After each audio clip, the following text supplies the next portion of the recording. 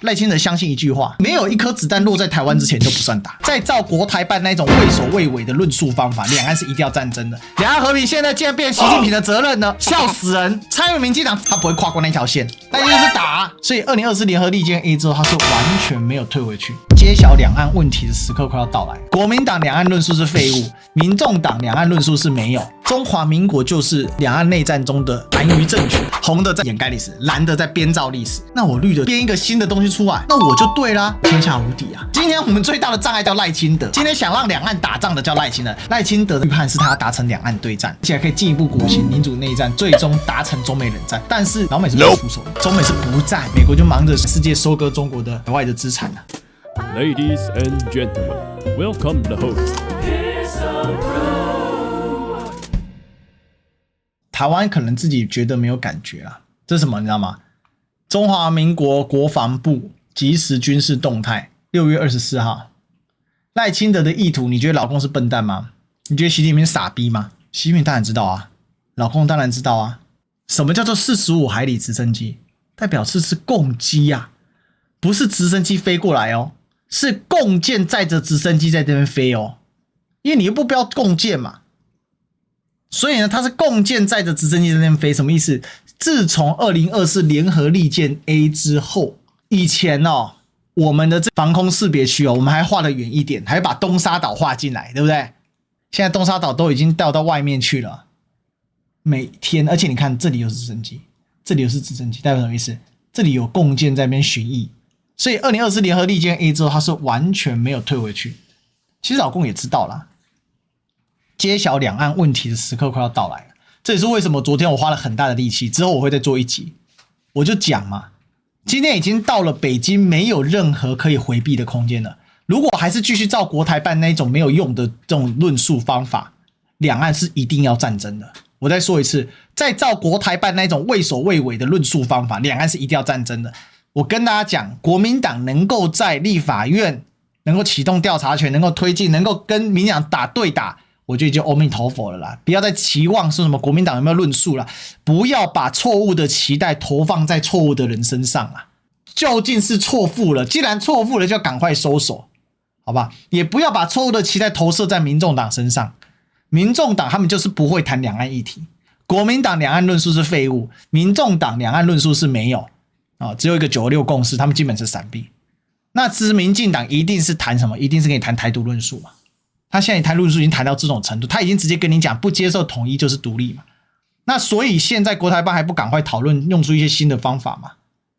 什么新的方法？我跟你讲很简单嘛，正视两岸的历史事实嘛，该正视了嘛。今天中华人民共和国强大到这种程度，今天中国大陆已经强大到世界第2强了，有什么不能谈的？中华民国就是在内战中，中华民国这个政权，当时由蒋介石主政的这个政权，就是在内战当中打输的一方，败逃到台湾。所以中华民国政权在大陆上的法理因为他的军事失败而丧失，可是在台湾目前还没有消灭。所以为了要避免两岸战争，那这个法理要怎么去处理，就直接把这话讲出来嘛，把中华民国4个字直接讲出来嘛，讲出来台湾人瞬间软掉。为什么？现在赖清德是把所有台湾人裹挟在一起，裹挟在一起说，你不管你是中华民国派哦，维持现状派哦，还是台湾派哦，我跟你讲都一样，你都是台独。那你这时候你国台办就要推出新的讲法了，你指望国民党干嘛？国民党就没用了。我讲真的没有用了嘛，有什么用？所以老共还要继续躲吗？什么台湾是自古以来不可分割一部分？你以为我最近为什么在杠这句话？我以前为什么不杠这句话？以前会觉得说不需要杠这句话嘛，这句话就是两岸意识形态认识的落差，这两岸历史课本的差异没有关系，彼此尊重，对不对？那我这么最近在急着杠这句话，因为这句话已经实质影响到赖清德在搞台独了，你知道吗？因为这句话就是简直是软弱无力嘛，我不是跟你讲吗？康熙派施琅攻克台湾，台澎这是纳入中国版图，上据秦始皇统一天下1900余年。你怎么讲自古以来？那如果照自古以来的话，那很简单，蒙古攻克的地方也是自古以来啊，那这清茶草也是自古以来。所以对老共来讲，摊牌时候到了。你如果真的不想打，要在台湾内部产生一个强而有力的论述力量，不要再指望国民党了啦。国民党在两岸论述就躺平了啦。国民党现在最大的功能就是能够在讨厌民进党当中去吸取一些力量，然后帮忙台湾在内部的组织架构上拉住民进党，不要直接咻就飞出去就好了，已经很了不起。我跟你讲，能够在民主内战当中把民进党拖着绊着，已经很好了。两岸和平现在是什么？很可笑，你知道吗？确实很可笑。两岸和平现在竟然变习近平的责任了，笑死人。对，就笑死。对，但就台湾的现状就这样啊，不然怎么办？那可笑就是这可笑，可笑当然能怎么样？那就可笑啊，这事实就如此啊，不然怎么办？民众党又不会论述两岸，民众党只会逃跑两岸而已啊。民进党就两岸就一件事情嘛，两岸就是打。赖清德的民进党是这样，赖清德民进党跟蔡英文民进党是不一样的。蔡英文民进党再怎么样撑到最后一个死撑在那条线上，打死死撑，他不会跨过那条线。赖清德不一样啊，赖清德就是打，那我们不想打嘛，那总要一个办法嘛，笑死，真的笑死嘛，那怎么办？那不能怎么办呢？笑死是决心最爱用的，我现在被迫用决心用的笑死，但我也只能笑死。你武力再强，再绕，赖清德相信一句话：没有一颗子弹落在台湾之前都不算打。不要说什么我们这个指望两岸交流和平的人把这个道德绑架在习近平身上，这不是道德绑架在习近平身上啊，因为现在主导权在习近平身上啊，能主导的人他当然就有决定权利嘛。能不能证明老共是不是纸老虎？能不能证明老共是一只猛老虎，是一只凶老虎，是一只无头老虎，还是一只可以以武逼统的老虎，还是一只可以在现状下把民进党论述压回去的老虎？那不是我们能决定的。问题我们的宪政体制修宪成这个样子，赖清德是没有下台的办法，你知道吗？没办法，罢免总统何其之难，完全没办法。那罢免一个基隆市长就这样子搞得翻天覆地。连内特都要掺和进来，连财团都要掺和进来，才有办法搞到还差3000份。对，所以现在很明显嘛，你搞到最后，你不觉得选择权台湾赖清德已经把台湾选择权全部合一啦，揉成一包啦。所以我最近才在急这事嘛，我就说你就是很明显，你就论述嘛，中华民国就是两岸内战中的残余政权嘛，这很现实。我相信不会有个台湾人反对这个论述，因为这个论述贴合历史事实。我相信大陆的老百姓也是这样认知的。就中华民国这个政权在中国大陆是丧失了正统性的，为什么？因为打输了嘛，你知道吗？我很感叹，你就讲民主，因为你绕不过嘛，我就讲嘛，它是3战嘛，民主内战、两岸对战、中美冷战。但事实上，老美是不会让中美冷战发生的嘛。但是呢？两岸对战不是，老美认定是两岸开战，不是两岸内战。对战是嘴炮，开战是真枪实弹。赖清德的民主内战的预判是他要达成两岸对战，而且还可以进一步裹挟民主内战，最终达成中美冷战。但是事实上，照我们现在推断，老美是不会出手的，所以叫什么？叫两岸开战。两岸开战之后，中美哪里冷战？中美是不战的。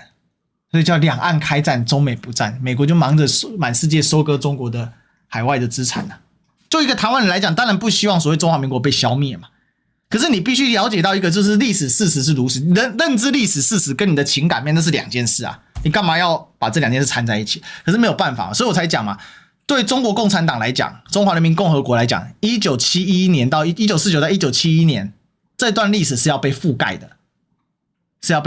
是蒋介石及其非法代表窃占联合国旗帜，一定要这样讲，这叫政治正确用法。对台湾来讲，1971年被踢出联合国，这个叫我们主动退出，好听的说法叫做汉贼不两立。所以民进党就钻到空子啊，哇，红的在掩盖历史，蓝的在这个其实讲白了，红的在掩盖历史，蓝的在编造历史。那我绿的天下无敌啊，为什么？因为我就告诉你嘛，很简单啊，那我就可以基于你们2个都否定的情况之下，我编一个新的东西出来，那我就对啦，我天下无敌啊，你怎么样？你要戳破我，你自己先戳破你自己啊。那基于你不能戳破你自己的份上，你就不能戳破我啊。那我不是赢了吗？我赢麻了，对不对？秦始皇不止摸电门，还摸高压电，赢到不能再麻了。就道理就是如此，对不对？这就是道理嘛。我们讲历史就讲现实层次的问题嘛，对不对？所以我不是要去恐吓大家，或者是说打破大家对中华民国的幻想，不是我们之所以今天没办法，因为今天两岸空间就是这样子嘛，这很烦啊，我也觉得很烦啊，这个东西讲烂，这东西就背在我脑海里，背了几百遍、几千万遍了，那这是这个历史事实嘛。那为什么不能消灭呢？因为1950年第7舰队来了，共产党无力消灭台湾的中华民国残余政权嘛，所以中华民国就在台湾怎样搞了经济起飞奇迹，摇身一变，然后还搞出了护国神山。要是今天台湾遇到的是马可仕，那还就另当别论，对不对？如果今天台湾变菲律宾，那今天也没那么多烦恼嘛。但恰恰台湾呢，要强不强，要弱不弱的。台湾还搞出了个经济奇迹，对不对？老蒋不行，还有小蒋在。李登辉虽然一心一意的想搞一些有的没有民主化之类的，但基本上还把经济顾好了。陈水扁虽然是少数总统啊，也搞贪污，但基本上他也搞了一些什么把6年国建也搞下，新10大建设给搞通了，对不对？马英九伸手不打笑脸人，蔡英文打死底线放那边，所以呢，这么多年就相安无事的就过去，就撸过去了，大家也就算了。不4466，我们搞有时候装糊涂跟有时候认真的时候不要太认真嘛，对不对？水清则无大鱼嘛，查证而不得下河嘛，对不对？是几千年前班超在这个征西域的时候就告诉你了嘛，这不要弄太清楚，大家模糊就一天混一天，可以过去就好了，不要打仗是最好的，对吧？你怎么知道你来了一个赖清德呢？上台1个月只有4天就把你玩成这个样子了，所以你就没空间啦。你强行要认定台湾是地方政府，我跟你讲，这就是共产党论述的盲点啊！中华民国政府就是确实存在嘛，那你说要消灭，那就消灭再说嘛。就台湾人也是就这样，没有，这是个历史事实嘛。就中华民国政府，它就是一个中国中央的政府苟延残喘在台湾，这不是个历史事实嘛？它在中国大陆已经被消灭，这是历史事实嘛？所以有人问我说，在南京那个碑1911年到1949年。中华民国，人家都帮你刻上卫灵碑了，你他妈的，你身为台湾人，你为什么你说不是中华民国派吗？你为什么不去抗议呢？我说你他妈有什么好抗议的？干你娘！你1949年就在中国大陆被消灭了，这不是历史事实吗？承认历史事实而已，有没有什么困难？一点都不困难，好吗？没有任何心理障碍。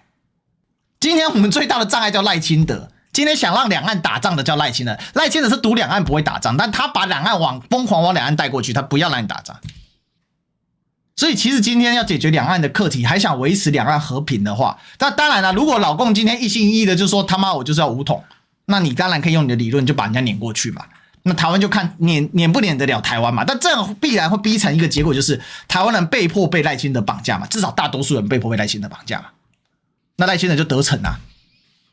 那到最后到底是能不能快速撵过去，或怎么撵过去，或怎么样，那都没办法啊。中国得付出部分代价，台湾得付出全部的代价。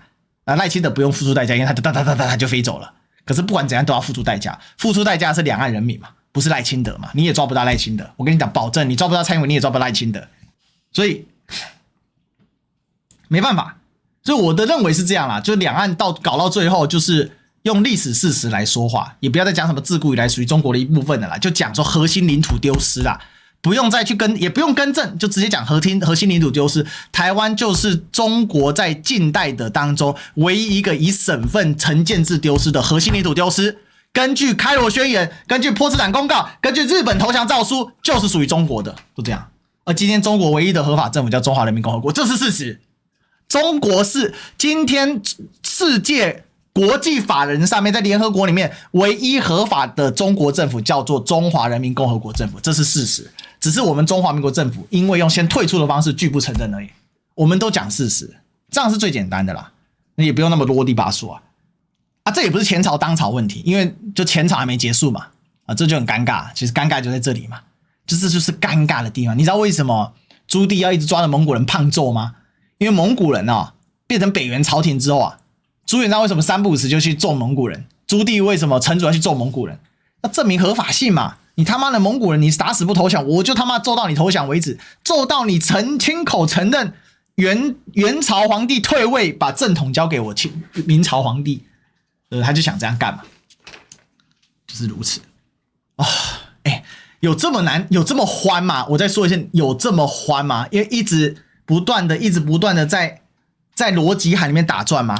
我当然知道军事解决就结束啦，废话。到底要我讲几次啊？但我不想，好吗？我的立场就是我反对两岸是武力冲突的。台湾人谁希望？他妈我30年防奴，你打过来连一颗炸弹打到我家，我不就完蛋了？先死不死再说一次啊！房子没了我就 GG 了。